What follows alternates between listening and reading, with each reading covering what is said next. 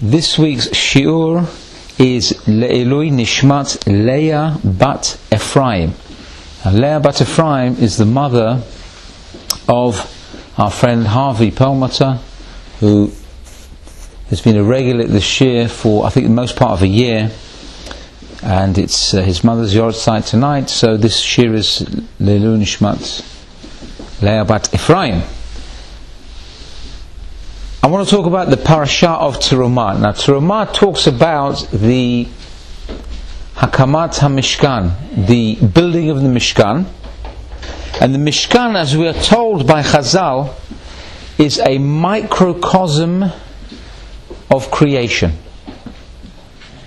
It contains with it the entire Bria, the idea, the concept of the entire creation. I'd like to talk about a few of the kelim, a few of the utensils and vessels within the Mishkan and what they will teach us. First of all, I'd like to talk about the Aron. The Aron was housing the Luchot.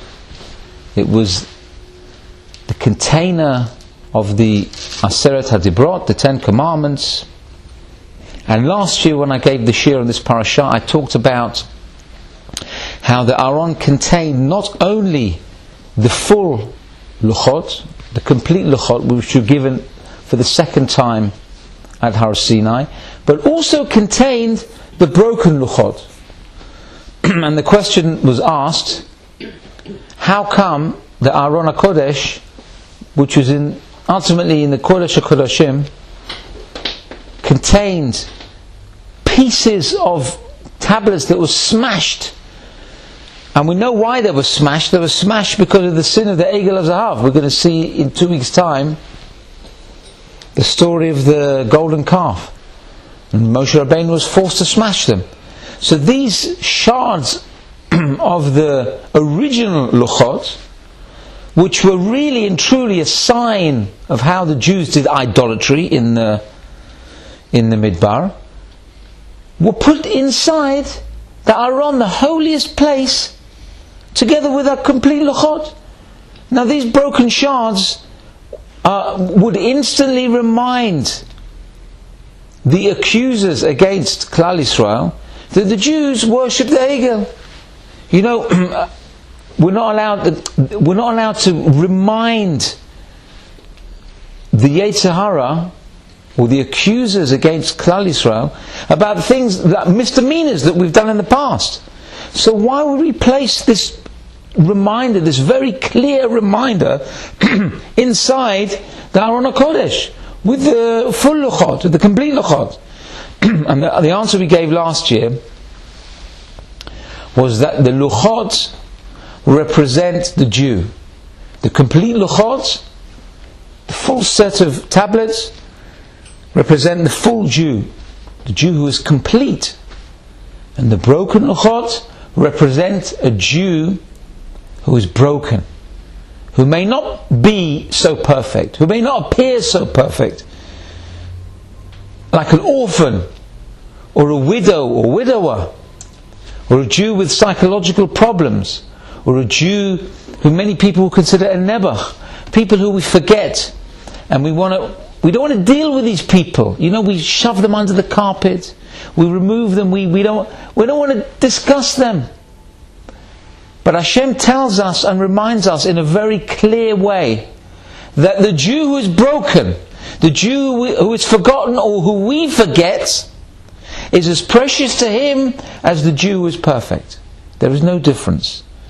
A Jew who is poor, a Jew who is forgotten, a Jew who is neglected, a Jew who is broken for whatever reason, is just as precious and will stay in the Holy of Holies next to the complete Jew. That's what we answered last year. I want to extend this idea of the Aron being the container of the Torah. Now, on top of the Aron was a very interesting symbol. There were 2 figures made of gold called cheruvim. Cheruvim in English is cherubs. These two figures were children. One was a boy and one was a girl. And they were placed next to each other. And when Klal Yisrael were doing the right thing, they faced towards each other.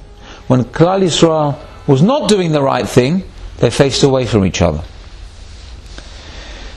So these cherubim are very interesting, because we would think in the middle of the holiest place, the container of the luchot, were these two children.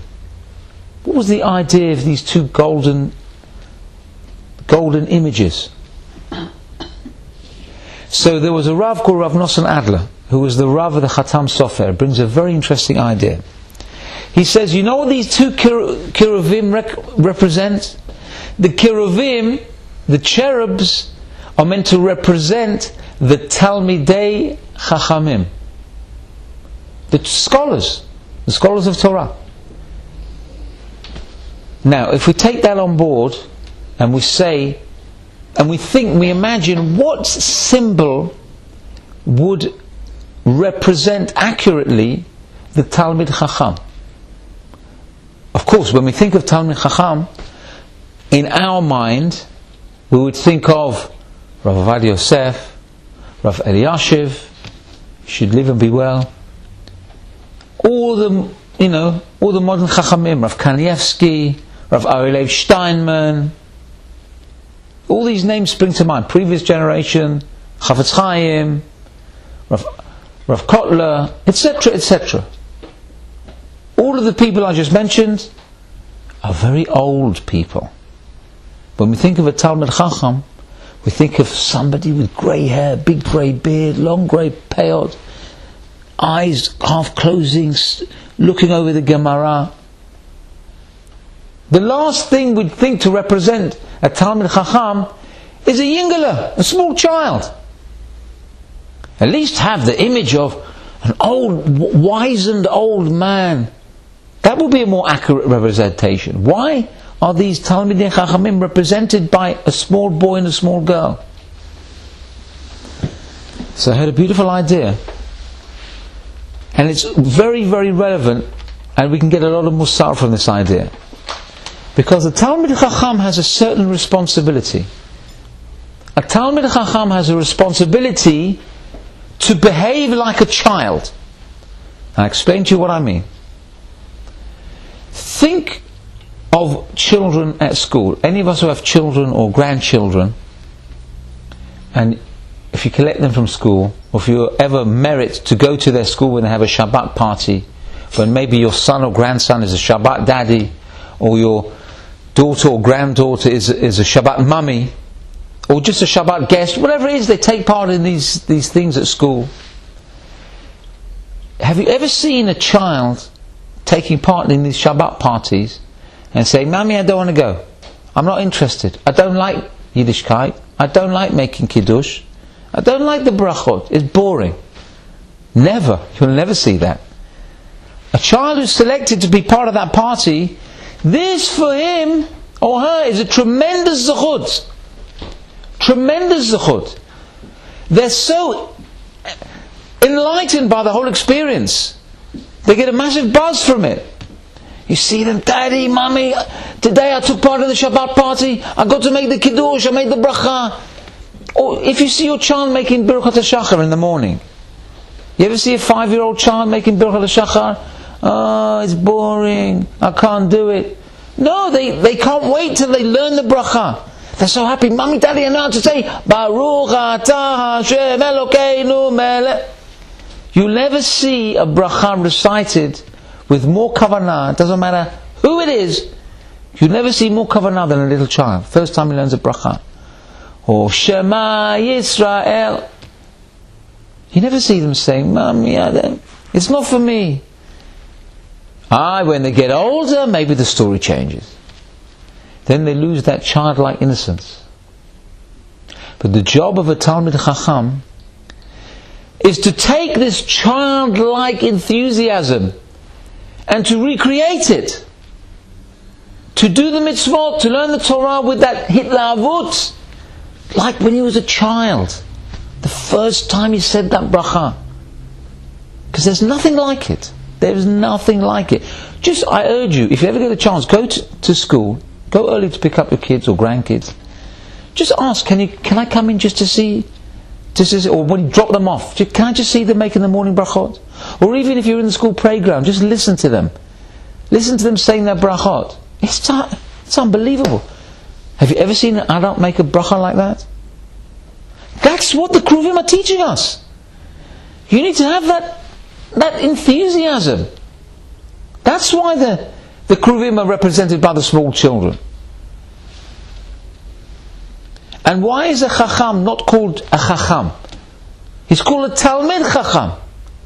Why is it Talmid Chacham? What does Talmid mean? Talmid means a person who's in the process of learning. So are we saying Rav Ovadia Yosef is a Talmid Chacham? He's like a child. He's like a student. And the answer is yes. Of course he's like a student. Because you never stop learning. Have you ever seen Rav Eliashiv say, you know what, today I've had enough. I'm going to go and play golf. I'm going to have the day off. Finish with the learning. You know for sure that the Gedolei Yisrael will be learning till their last breath. As simple as that. I remember my cousin Freddie told me, he said he knew of somebody who passed away a number of months ago, who was diagnosed with a very horrible disease, which I won't mention the name. And this person was in a tremendous amount of pain, but he was able to sit up and learn. And he had a long-term chavruta. And throughout his illness, he was learning with his chavruta. And his chavruta knew that he was in pain. And he said to the poor fellow, he said, listen, I don't have to learn with you. Go lie down, you're in pain. And he said, no, I can't close the sefer. I can't stop learning. And he would learn, and he literally learned till he passed away. Because he knew what life was all about. He knew what it was to be a Talmid Chacham. To be like the Kiruvim. You don't want to have a day off. And yet there are people who can only manage 10 minutes a day, and that's enough for me. I can't do any more. They don't have the energy to push themselves. But yet this fellow, who had much less energy than most of the people that we know, used his energy productively. Despite the pain, and despite all the obstacles. We shouldn't have to learn from cases like that. We should learn that a Jew has to learn under all circumstances. And talking about learning Torah and the importance of learning Torah, I'm going to tell you a story about the Ridbaz. The Ridbaz was a Rav who passed away about 75 years ago. And the Ridbaz, when he was very old, was found in the Beit HaMidrash crying. Sitting by Stender, learning and crying. So someone came up to him and they said, Rebbe, why are you crying? He said, because today's my father's yortzeit. So they said to him, but Rebbe, how long ago did your father pass away? So the Ridbaz said, 50 years ago. It's the 50th yortzeit of my father. So the fellow was surprised that Rebbe, it's 50 years ago, you're crying like it was yesterday. So the Ridbaz explained why he was crying. He said, you know why I'm shaken up? I'm learning Torah and I'm shaken up because it's my father's yortzeit. He said, I'll tell you why. And he told the fellow the following story. The Ridbaz said when he was a little boy, his father and mother employed a mechanech, a teacher, to teach their son Torah. And the Ridbaz's parents were very, very poor. But for them, what was of paramount importance was the Torah, and teaching the Torah to their children. So they made every effort to pay this mechanech, pay this teacher on time. And it happened that whatever they did, people, however poor they are, they have expenses and it's overwhelming. And they became behind in the payments for this teacher. And the teacher also had a family, of course. And he can't teach for free. So the teacher said, look, I want to teach your son rather, but look, you're 3 months behind. I cannot carry on like this. I'm going to have to stop teaching your son. So the father said, okay, leave it with me, I have an idea. It so happened that the family, the Ridbaz's family, lived in a house, and they had an oven. That was probably the only piece of furniture that they had, was an oven. There was an oven in the middle of not furniture, only utensil they had in their house. They had a wooden oven, and the oven served two purposes. One obviously was for cooking, and the other one was that it would give heat to the family, especially in the winter. Now, the Ridbaz's father found somebody who needed bricks and needed an oven. So the Ridbaz's father thought of the following idea. He thought, if I take all the bricks from this oven and I sell it to this fellow, and I rebuild my oven inside his house, then I'll have enough money to pay. And he took all the bricks from that oven and he rebuilt it in this fellow's house, and he got enough money to pay back the teacher, and that was the first thing he did. He paid all the money back to the mechanech, and now he was on top of the payments, he was able to carry on. And the son said, he said, I saw how much my father regarded the Torah. He said, that winter we had no heat in the house. We were all freezing cold.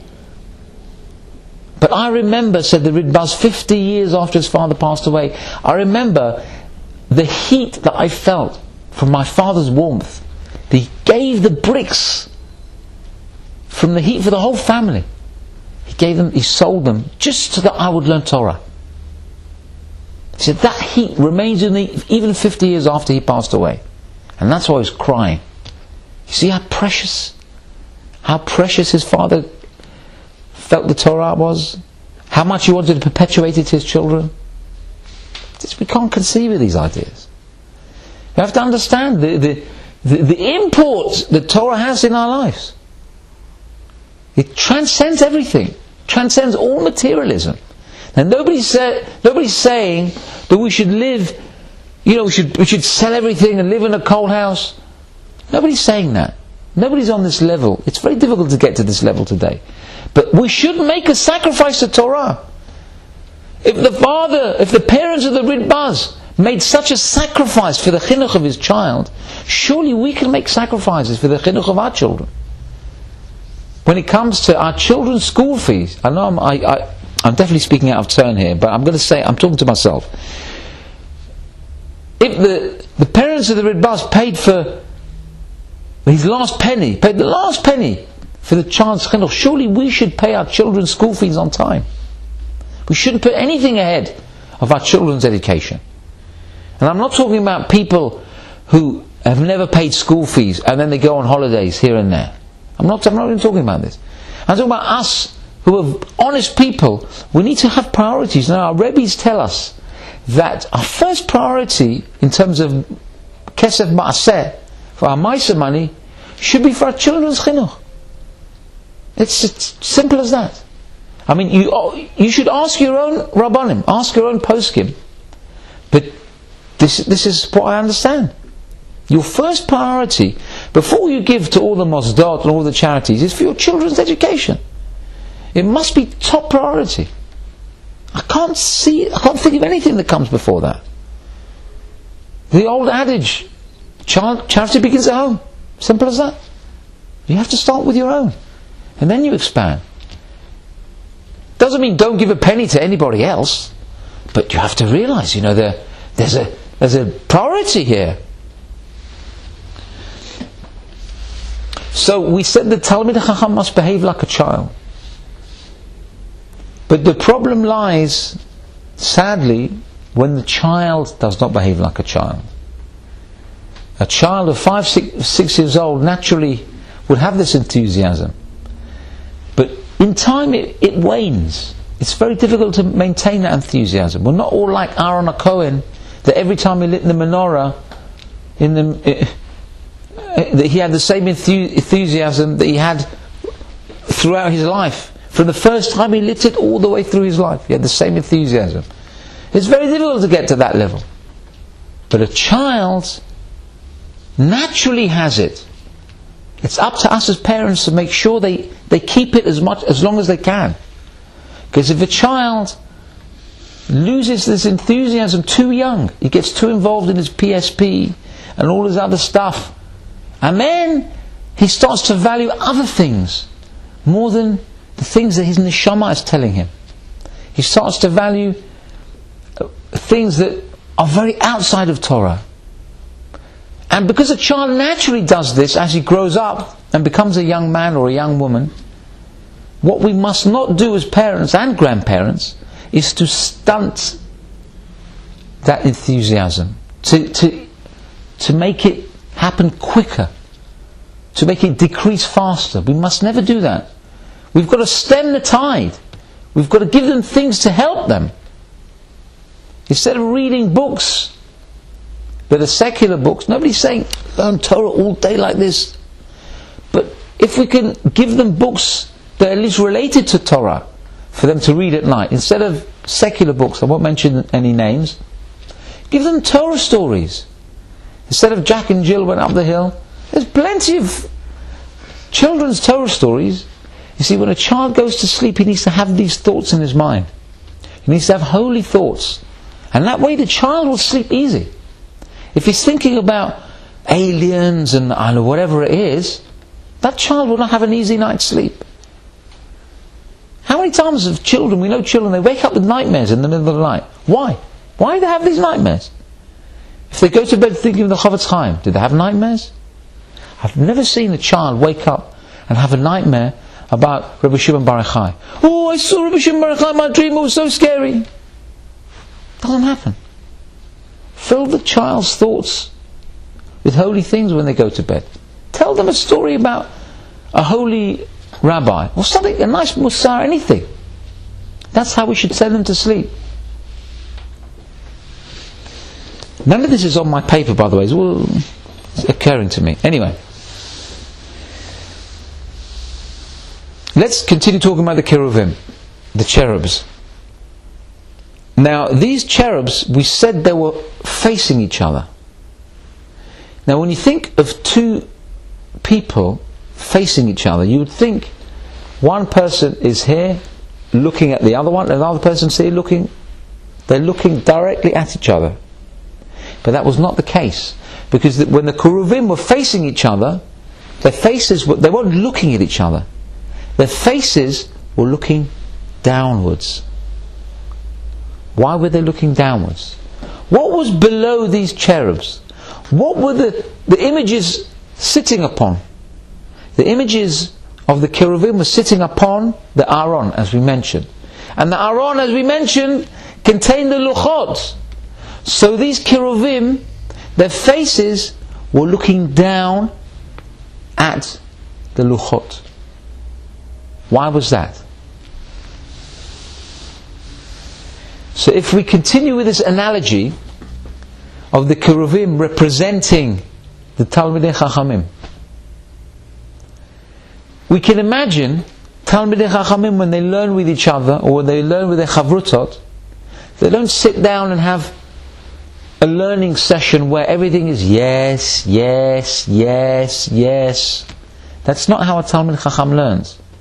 When a Talmid Chacham learns with his chavruta, it gets very, it gets very heated. And to the outsider, it seems like there's a huge war going on. What do you mean? You think that's what Tosfos means? You're crazy! That's not the pshat! Look, go look further in the Gemara, or go look in the other Gemara. They're shouting and screaming. Go to any kolo. And it's not like a touchy-feely type of thing. It's not like they're sitting reading Bubba to each other. They're shouting at the top of their lungs. But yet, when it comes time to have a break, maybe to have a cup of coffee for 1 minute, just to take a break for a minute, you see them get up, walk to the coffee machine, have a little schmooze, drink the coffee, maybe come back and sit down and drink the coffee, and then they're fighting again. You think these people are Majnun? What's going on? Are you enemies or are you friends? The answer is, the Milchemet Torah is unlike any other Milchama. The Keruvim are opposite each other. They oppose each other. But are their faces focused, staring at each other, directly opposite? Or are the eyes facing and focused down towards the Torah, towards the Emet? Because when people learn Torah, they have one goal, one objective. The objective, in one word, is Emet. It's the truth. When you learn in the Gemara, what's your goal? To understand the Pshat. Not I'm right and you're wrong. I'm a bigger Talmid Chacham than you. You're a nothing. You couldn't learn anything. You couldn't learn Aleph Bet. That's not what they're fighting about. They're fighting for the truth. If he has the truth, and he gives the correct answer, he gives the correct Pshat in the Gemara, fantastic. Tell me what it is. Wonderful. Even if the two Chavrutot are fighting and neither of them get the Pshat, but somebody else, a third party, gets a Pshat, the Chavrutot will be happy. Tell us the Pshat. We're happy. We don't care if we're wrong. We don't care if we don't feel slighted. We don't feel we're wasting our time. So the answer is, the Keruvim face downwards because their focus is on one thing. It's the Emet. It's the Torah. That's their only goal, their only gain. They can be completely opposite. This translates into many ideas. One can be a Sfaradi, one could be an Ashkenazi. One could be a Taimani, one could be an Adani, one could be a Chassid, one could be a Skvera, one could be a Lubavitcher. It doesn't matter. You have your Emet, you have your way of serving Hashem. Perfectly valid. Nothing wrong with your way of serving Hashem. Nothing wrong with my way of serving Hashem. You know what's wrong? When you say your way is the best way, and I say my way is the best way, and I won't tolerate anybody else. If your way of serving Hashem is a proper Masorah way of serving Hashem, I'm not talking about something which has no basis in Torah. If your way of serving Hashem has a basis in Torah, then you have a perfect validity to worship Hashem in that way. I have no right whatsoever to look down on you. Doesn't matter who you are. You're Satmar, you're an Adani, doesn't matter. That's your way, you have your Masorah. You can be opposite. You know, there's a Kabbalistic idea of the Talmidei Chachamim surrounding Hashem in the middle, if you can picture such a concept. God in the middle and everyone around him in a circle. What's this idea? The idea is that a person can be in this side of the circle or can be all the way around that side of the circle. They still face Hashem. They're still serving Hashem. You serve Him from that way, here inside. I serve Him from this way, that side. So what? We're all facing the same direction. Doesn't matter if he's there, she's there, up there, down there. You've got a way of... why did they have 12 tribes? With each one had a degel. Each one had a flag in the desert. Why 12 tribes? Let's all join together, have one flag that says Klal Yisrael, Agudat Yisrael. Why have 12? This one is Dan, this one is... Why? Let's all join together. Ish echad b'leiv echad. That's what we did at Har Sinai. Why do we have to have this formation? 12 different separations. Let's have Achdut. What's the idea behind this disparate behavior? The answer is, each tribe had their own way, their own Masorah of serving Hashem. Was Shevet Ephraim different from Shevet Yehuda or Shevet Levi? They were any worse? Shevet Shimon was different from Shevet Reuven? Was better than Shevet Reuven? Yeah? Of course not. They all had their formation. They were all on the breastplate. They all had their different symbol. Because they all had their own unique way of serving Hashem. One could not look down on the other. There was no difference. So why should we be any different? Why should one sector of Klal Yisrael look down on another one. It doesn't make sense. Doesn't make sense. The Keruvim can be opposite, but one is not better than the other. As long as they have their focus on the Torah, as long as they focus on the Emet.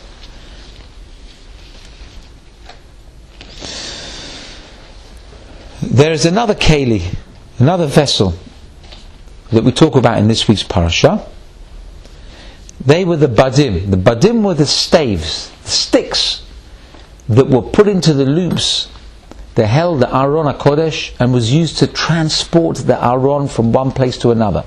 Now we know that during the travels, the Aron was taken and moved sporadically, but it rested for a while.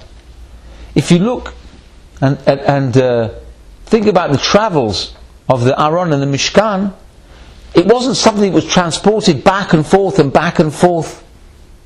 It stayed for many years in the same place. But yet these sticks, these badim that were put into the Aron, always had to be there. They could not be removed from the rings that were attached to the Aron. They had to stay by the sides of the Aron permanently. Why was that? If they were only used for transportation, surely they could have been kept somewhere else. Why have to leave them there? Like you want to transport it at any minute?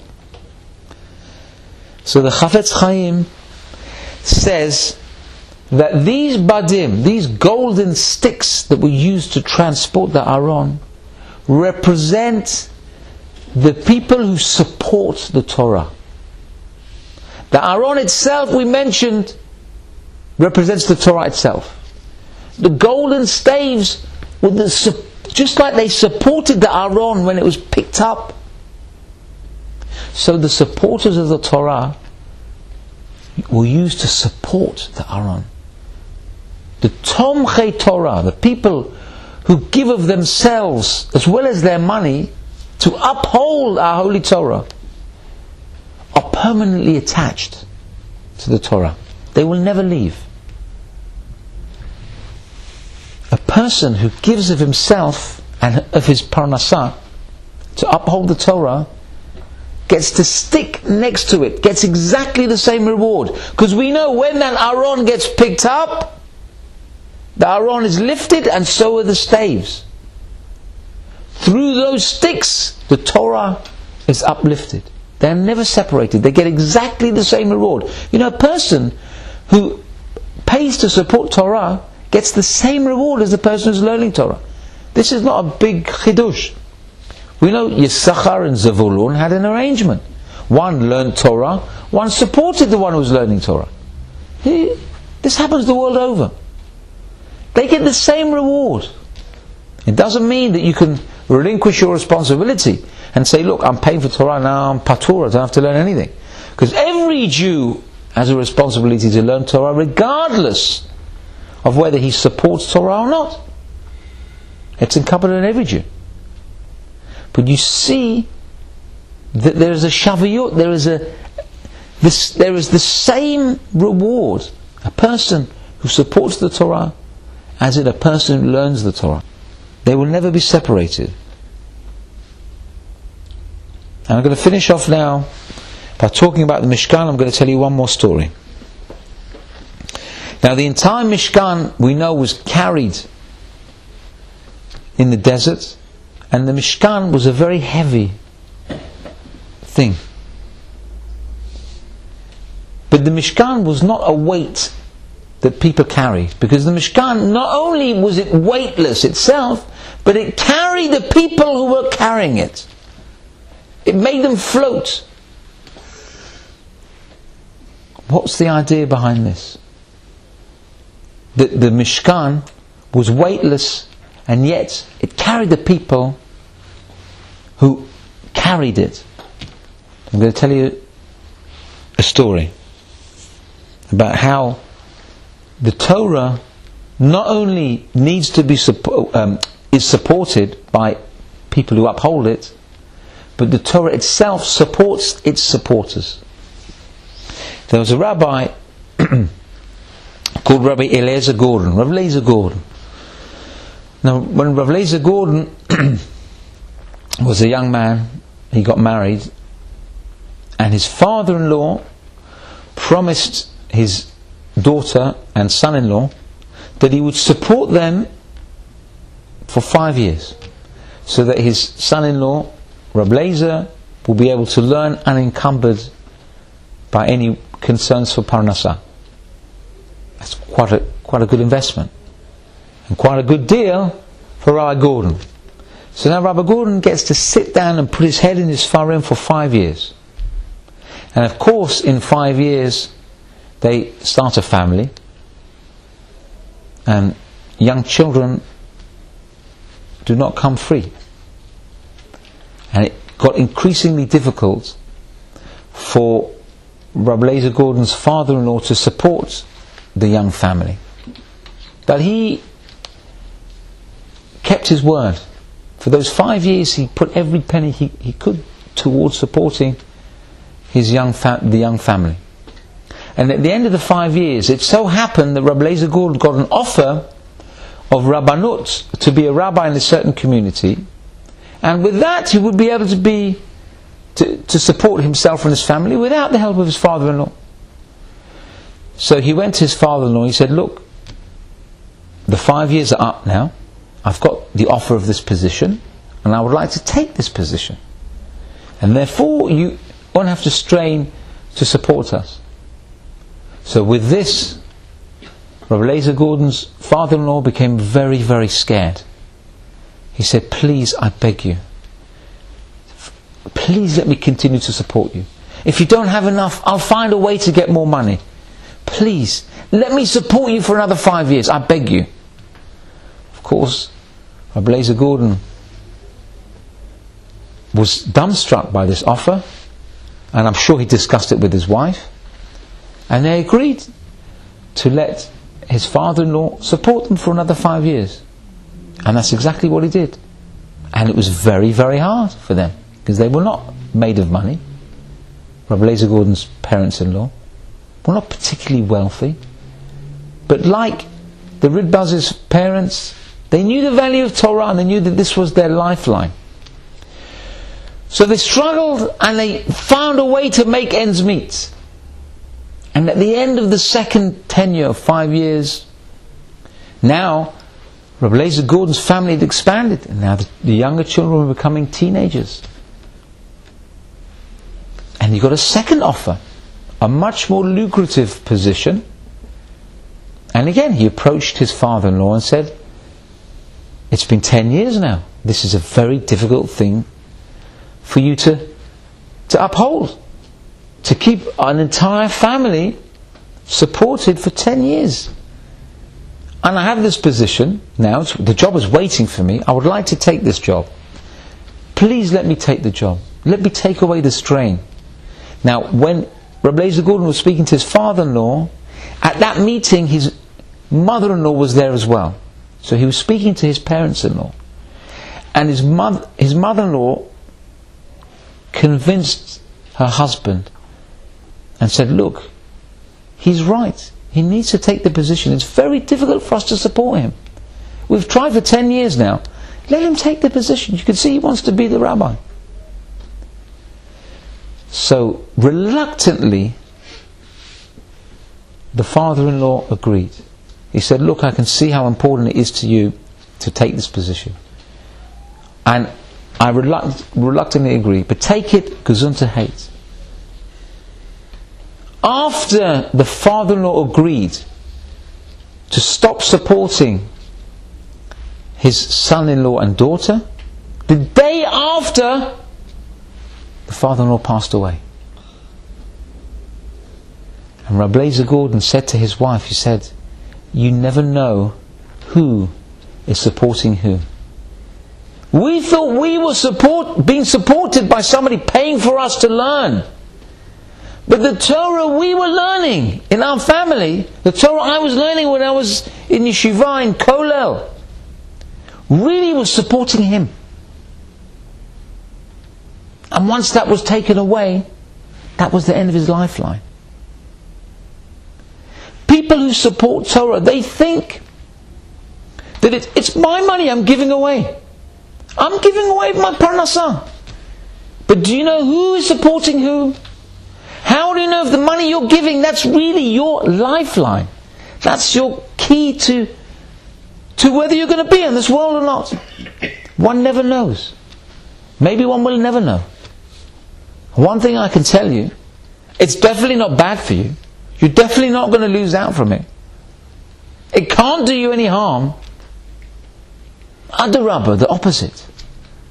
That may be why we still live. That penny that you put, that 2p, 5p, 10p, you put in the kupat tzedakah every day by Vayvarach David, or before Shabbat candles, or whenever it is during the week, how do you know that is not the reason why you can live and breathe, why you wake up in the morning? Tzedakah tatzil mimavet. Everybody knows this. Charity saves from death. How many stories have we heard about 9/11? People who did a mitzvah, did a chesed, who gave tzedakah, whatever it is, and they were saved from that tragedy. So many stories. People saved from plane crashes and bus crashes and train. The list is endless. Everybody knows a story. Everyone knows a story or 10 about this type of thing. But one must remember that the Aron and the Badim are equal. And we never know who was supporting who. We never know if the Mishkan is so heavy, it's going to be so difficult to carry. But really the Mishkan is carrying us and is supporting us. May Hashem shower us with bracha. And may we all realize that whatever tzedakah we give, whatever we give of our money or of our physical support or of our chesed, any way we can uphold Torah, we must realize that it's not just us giving of ourselves, it's Hashem giving back to us. May we all live good, long, happy and healthy lives in the ways of Torah and mitzvot, Ad Mei V'Esrim, and longer, and get to see Mashiach in our lifetime. May it happen, Techev U'Miyad, V'chein Yosam L'Mar Amen.